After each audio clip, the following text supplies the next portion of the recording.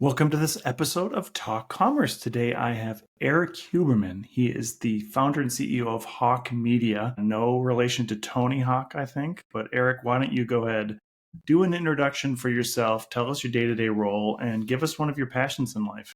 Funny you say that. I was at a conference last week that I've spoken at a few times, and I spoke there, I think it was 2018, and Tony Hawk also spoke there. And I couldn't figure out why my talk on performance marketing was filled to the brim with marketers that it was standing room only like crazy. And at the end, there's a local ski hill. This conference is in Banff, and the ski hill called Sunshine. The owners came up and were like, "Hey, we'd love to have you out. Wanted to give you a tour." And I'm like, "Thank you. I'm flattered. Would love to. I'm a diehard snowboarder." And like, if Tony's around, we'd love you to bring him. And my business partner is named Tony. So I was like, "Tony's back in LA. I don't know what you're talking about." And show up at Sunshine and then realize they thought I was Tony Hawk's business partner. And when I let them know the bad news, they basically shrugged me off like, "Yeah, okay, well, go have fun on the Mail Hill." And they did not want to talk to me anymore. The tour was gone. But yeah, I've actually spoken at a few conferences with him and hung out with him a few times. Yeah, background, built and sold a couple e-commerce companies. And about 12 years ago, was advising and consulting for a lot of large and small brands. Worked with Red Bull, Verizon, HP, a bunch of startups. At the time, digital marketing was still pretty new and everyone was trying to navigate it, and I had done well with it. And so, but when it came time to actually execute, I'd go and try to help these companies either hire people in-house or hire agencies. And I found that at the time there were 24,000 marketing agencies in the US, and 99% of them were full of shit and had no idea what they were doing. And the few that were good only wanted to work with the Fortune 2000. And so the idea being like, why can't there be an agency that's the best at what they do, but also easy to work with? Just never made sense to me that didn't exist. And so we decided to build it.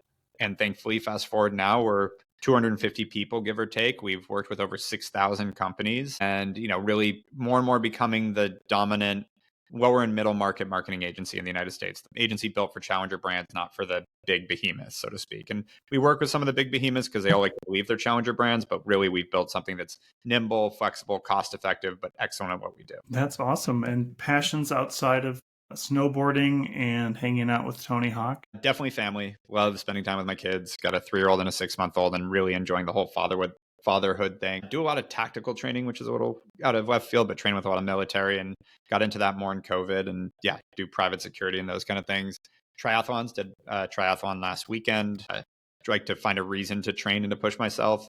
Find it really helps with stress management and stuff too. So a lot of fitness and longevity stuff. I literally just got out of a IV just because I was with my YPO group, and one of them's a doctor, and he's like, "Hey, why don't we just do IVs while we're hanging here?" So that was a fun one. But yeah, I'm really into the longevity thing, really into just health and wellness. You mentioned it, snowboarding, tactical training. I'm trying to play guitar. Played guitar since I was 4 years old, but kids have really taken up a vast majority of my free time, and travel. Yeah, that's awesome. I'm reading David Goggins' book, Can't Hurt Me. Who's going to carry the boats? What's ahead? Who's going to carry the boats? Yeah, exactly. That's awesome.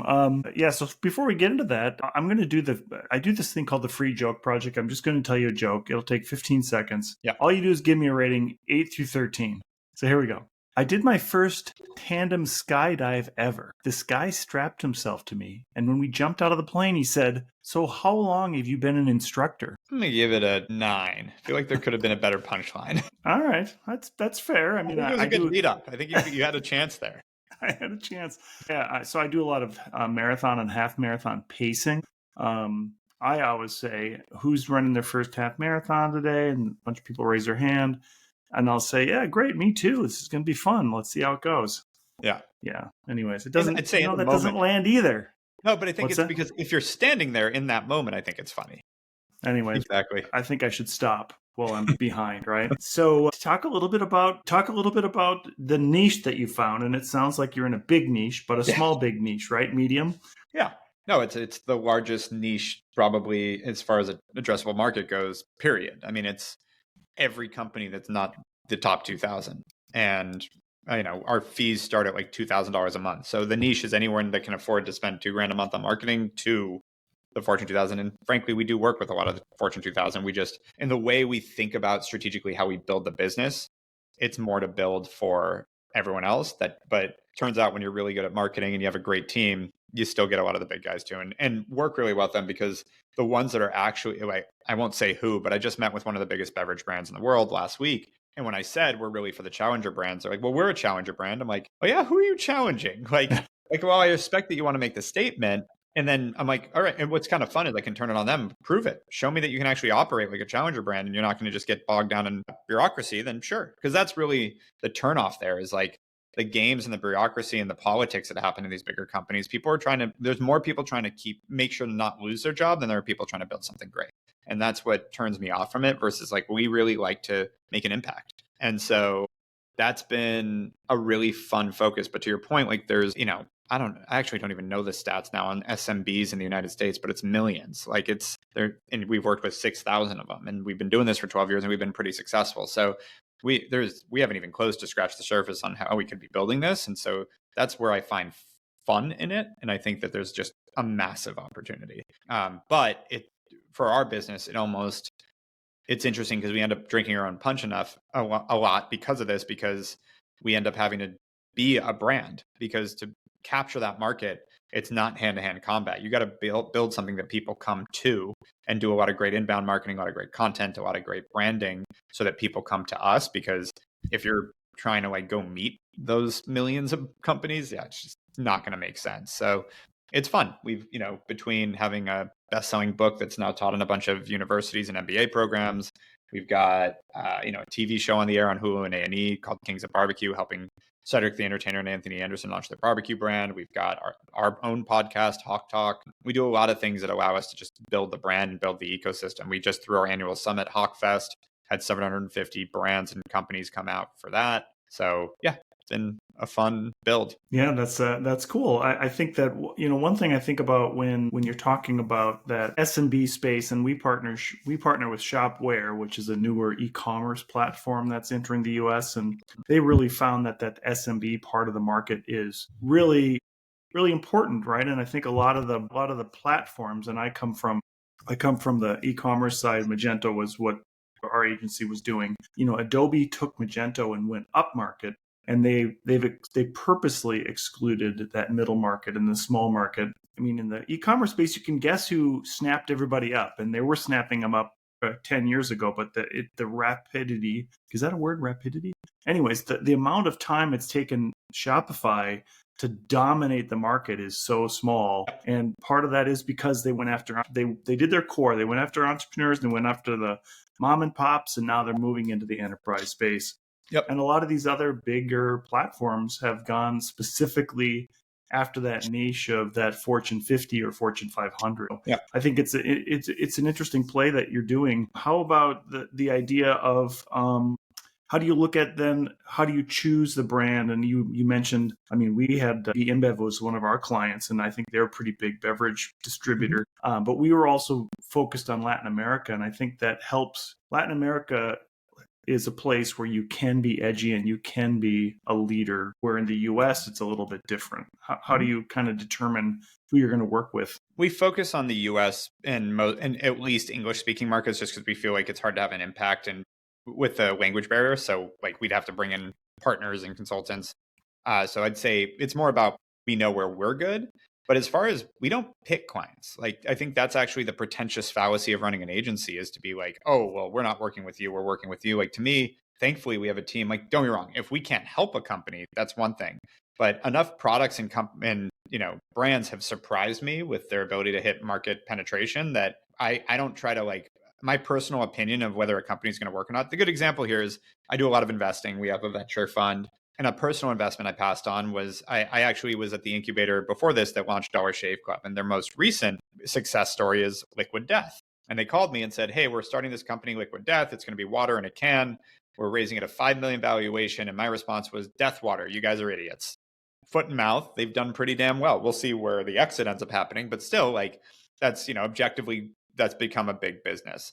And so the idea that I'm going to be the arbiter of what's a good brand or not, that's bullshit. And I think that's anyone that tells me they can be is full of shit. So my goal is to build great capabilities that we can augment into any business that needs our help and give it a shot at success by bringing them scalable, repeatable, successful marketing strategies. And that's that. So in the situation that doesn't work, I would say if a company, I'd say every once in a while, a company that doesn't fit our sort of moral guidelines, like a puppy mill, we did not take on. That's once in a while, as well as the individual owner. If they're just an asshole, we pretty much part ways. We know where that's going. And again, actually not out of pretentiousness or we're too good for it, more about like, we know that that goes ugly. We know that that burns our people out. We know that that person is irrational and like not just a nightmare to work with, but a lot of times that's where you end up into legal trouble because a person's just a piece of shit. Like it's just not worth it. So we just don't do that anymore. The moment we see hints of someone being unreasonable, we'd rather just find a way to part ways. Yeah, and that's, I mean, going back to my agency experience, that was such a hard lesson to learn and it's really a bigger grind on your team than it is for you as an owner or Totally. agency. You mentioned you're in YPO. I'm in EO, so Yeah, very similar. when you get older, you'll go into EO. Maybe I'm just making a joke again there. But how do you then, like, I know in EO, anyways, we learn by just seeing what our peers are doing, learning through experience. It sounds like you've been doing that already. How do you translate some of those learning back to your clients to help them grow I'd in say what they're doing? our clients, I mean, it's an interesting question. On the marketing side, tons, because our people are articulating that, and that's what they brought us on for. And so thankfully, the vast majority of our clients are great and collaborative and work with us, and we get to bring them our knowledge and what we're seeing in the market. And we also have visibility into how things are shifting. We're very tech forward because of the venture investing. We're constantly investing in new technology. We're one of the first funders of GEO platform, so optimizing for all the LLMs. So we're one of the first movers in that, and have been able to help a bunch of brands show up in ChatGPT and Gemini, on these places before anyone else could make a move on that. So they listen to that. I'd say from how to operate your business, I don't get even, I try to remind people that hire us that like I've a lot of the time built a lot bigger business than they have, and I'm here to help. But I would say it's not common that they want to hear anything other than marketing from. Yeah, that makes sense. How about the idea of now that when ChatGPT came out, a lot of smaller business owners think they can just do everything by themselves. I Like don't know. they don't value the team, and Yeah. they think that everything they can just do on their own. So it's funny. I've heard that sort of assumption by people watching the trend, but I haven't seen any entrepreneurs actually execute on that. You know what I mean? Like I've seen people. My favorite was when ChatGPT 3 came out, and what was that, November of 22. I heard a couple people telling me they replaced their content team with ChatGPT 3. It's like, wow, you must have a really shitty content team if that's working. Like that's just not that's not going to work out very well. I think it's a fallacy that CEO, like any decent CEO, is going to replace other people with AI. That CEO is sitting at a command center just talking to AI all day, and that's how you're going to build a business. I'm not buying that that's going to be a big business. I don't see it. I don't see the trend there, which is why, like you saying that, I've seen the articles and the AI thought leaders saying that's what's coming. I think it's bullshit, and I have yet to see a great business running with one person, a bunch of AI. When I say great business, I don't mean like, yeah, someone can make a few $100,000, $1 million a year, maybe running that, but like no real business. Yeah, from a research standpoint, I wrote an article about Klarna's debacle where they laid off 750 people, but then I reached out to a whole bunch of Klarna ex-employees, and I did have a couple that had quit prior to that who applauded them for at least trying it. Yeah. Which, by the way, I think from an A/B experiment, hey, that's great. I think that maybe the way it's they probably executed, yeah, there's a better way to do it. yeah. I think that people have to test the waters to see where they're going to go. Where do you sit then on how to use AI in your marketing? Yeah, I would say generative AI is, funny enough, the hype side that I think is a long ways away still from getting there. So like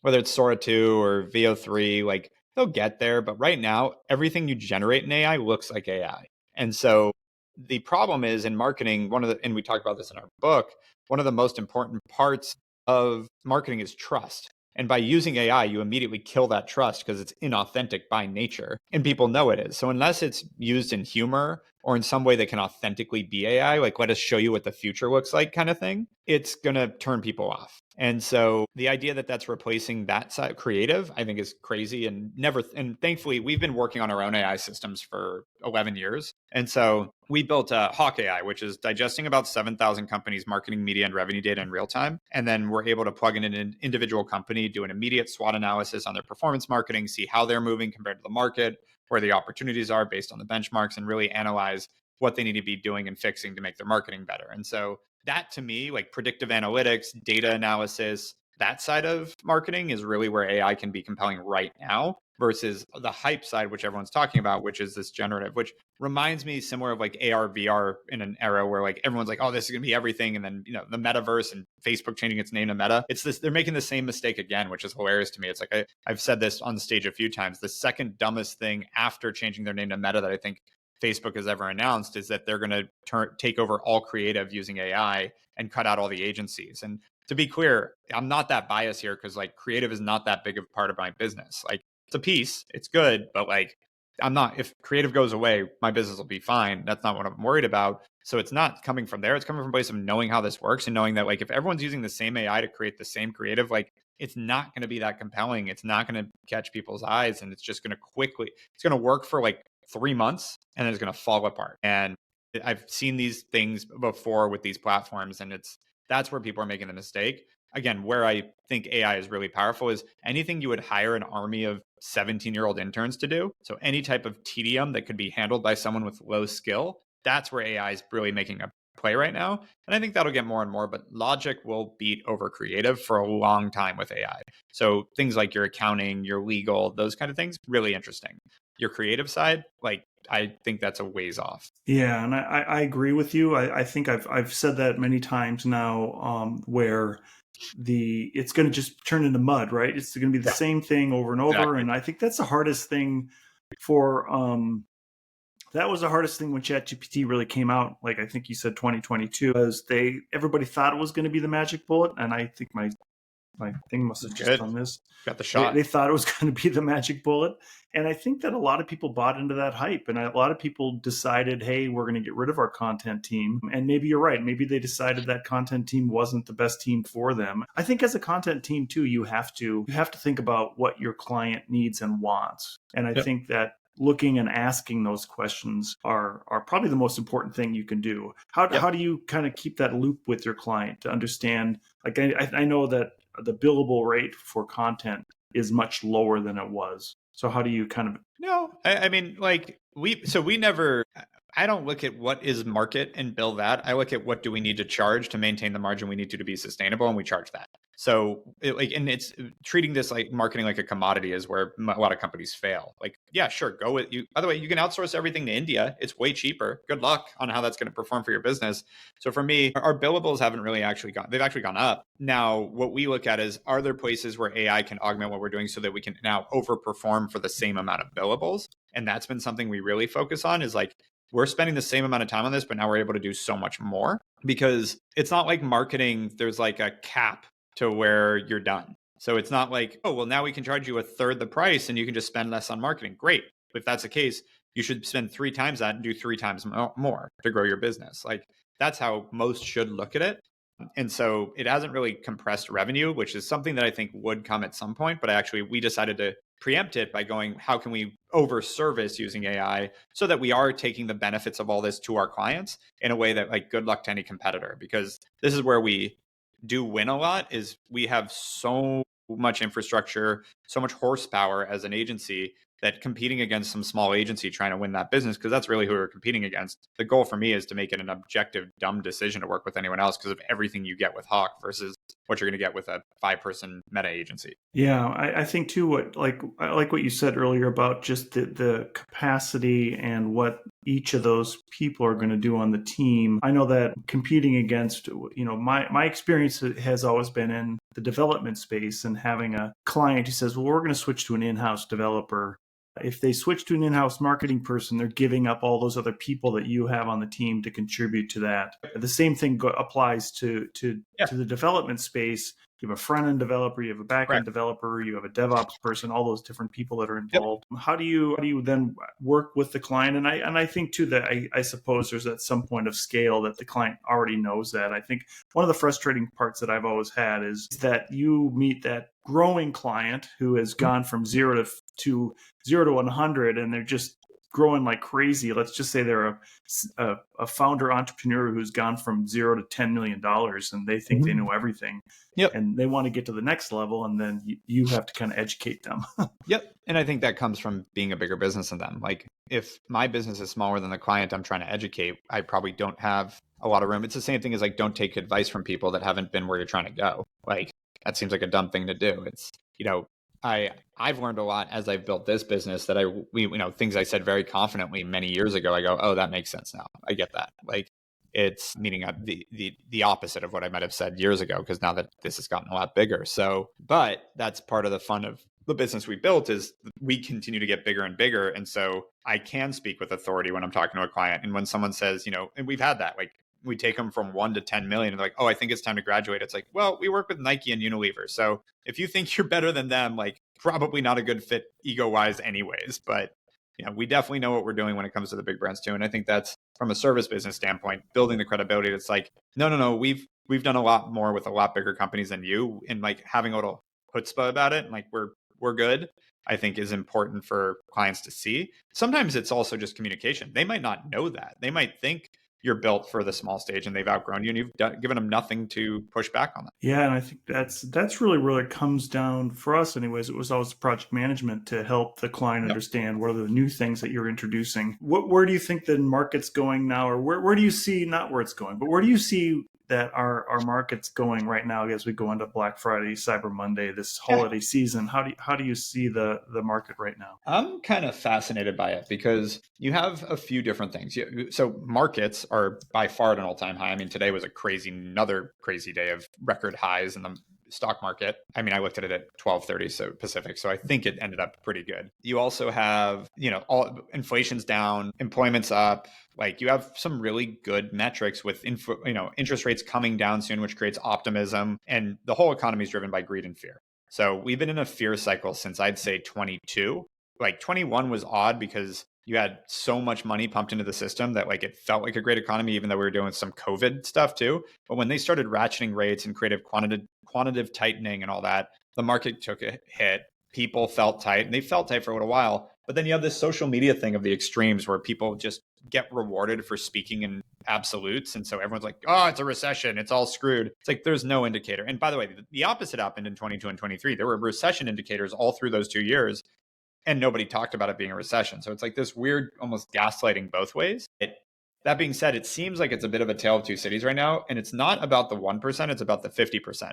From what I've seen in economic reports, I nerd out on all this stuff. The top 50% of the US is doing really well, and the bottom 50% are really struggling. That's not what we've dealt with in the past, because we've dealt with everyone struggling, but maybe the 1% or maybe the 0.1%, but in a recession. And then in a boom time, most people are doing well. It seems like we've hit this weird new milestone where, again, the upper 50%, which are the people that own assets, the people that own some stocks, that have some retirement accounts, that aren't necessarily paycheck to paycheck, are feeling really good, which, by the way, that is where the economy is driven overall too, which is why stocks are so high, why consumer spending hasn't gone anywhere, because the only people struggling there don't generally have that much discretionary spending. So what you've seen is it's the off-price stuff, like off-price clothing companies, et cetera. They're the ones that are struggling. Everyone else, all these D2C brands, the e-commerce world, the tech world, they're doing great because they get their money from the upper 50%. So I don't know how that plays out. I hope it's not as extreme as like the French Revolution in that sense, but I don't really personally believe in trickle-down economics either. I've just witnessed it as someone that grew up with a dad that ended up being very successful, and I've had a lot of my own success too. I don't believe the more money people make, the money multiplier matriculates into the system the same way that it would if we had bottom up. I think trickle-up economics makes a lot of sense to me. You give someone making 30 grand a year an extra $3,000, they spend that and more. And so to me, we've got to figure out how to bring up the bottom. But back to the point, if you're an e-commerce brand right now, you're probably going to be, I think you're going to be in a good place. I think the holidays, especially if they drop rates on Wednesday and they go into the holidays with that optimism and nothing else, there's no like black swan event that happens between now and the holidays, I think people are going to be feeling pretty good. Yeah, good. So Erik, we're rapidly running out of time here. We've gone past our 10 minutes of content. As I close out the podcast, I give everybody a chance to do a shameless plug about anything they'd like. What would you like to plug today? Yeah, I'd say the biggest movement we've seen is, I mentioned it, our new GEO offering. So if anybody wants, we're always happy to take a look at a business and how they're showing up in the different LLMs. We have a whole technology behind it, so we can coach people on, hey, here's where the opportunities are to actually make sure when someone asks ChatGPT for something you do, you show up. And so I'd say, yeah, that's our offer right now. Feel free to reach out. It's just hawkemedia.com. Perfect. And I'll make sure I get that in the show notes. Erik Huberman, the CEO, founder of Hawke Media. Thank you so much for being here today. Yeah, thank you for having me.